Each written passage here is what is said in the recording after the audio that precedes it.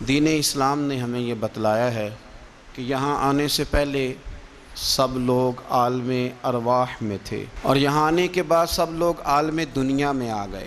اس کے بعد جو آخری جہان ہے وہ عالم آخرت ہے، لیکن عالم دنیا اور عالم آخرت کے بیچ جو جگہ ہے اسے عالم برزخ کہا جاتا ہے۔ برزخ کا معنی تو پردے اور آڑ کے ہوتے ہیں، لیکن برزخ اس زندگی کو کہتے ہیں جو مرنے سے شروع ہو جاتی ہے اور قیامت کے قائم ہونے تک وہ زندگی انسان کے ساتھ رہتی ہے، اسے عالم برزخ کہا جاتا ہے۔ اسی کو قبر کی زندگی کہا جاتا ہے، اسی کو عذاب قبر کا نام دیا جاتا ہے۔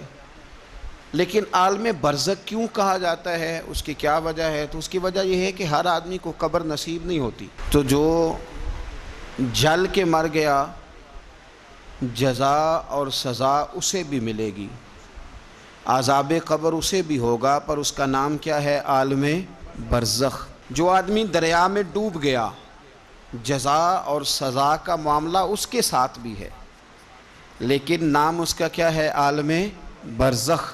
نبی کریم صلی اللہ تعالیٰ علیہ وسلم ارشاد فرمانے لگے، حضور فرماتے ہیں کہ ایک شخص نے وصیت کی تھی کہ جب میں مر جاؤں تو مجھے بڑا ڈر آتا ہے، میں اللہ کے حضور کس طرح کھڑا ہوں گا۔ اپنی اولاد سے کہنے لگا کہ اس طرح کرنا کہ میری لاش کو جلا دینا، پھر میری راکھ کو ہواؤں میں اڑا دینا، میں اپنے رب کریم کے سامنے کھڑا نہیں ہو سکتا۔ اس کے بچوں نے اسی طرح کیا، تو حضور صلی اللہ علیہ وسلم فرماتے ہیں پھر اللہ نے زمین کے ذروں کو حکم دیا اور زمین نے سارے ذرے اکٹھے کیے، پھر رب نے اسے زندگی دی اور پھر پوچھا یہ تو نے وصیت کیوں کی تھی؟ تو اس کرتا اللہ میں تیرے سامنے کھڑا نہیں ہو سکتا تھا، مجھے اپنے اعمال کا پتہ تھا، جے ویکھاں میں عملاں والے تے پھر تے کچھ نہیں نا میرے پلے، تو میں ڈرتا تھا کہ کیا بنے گا۔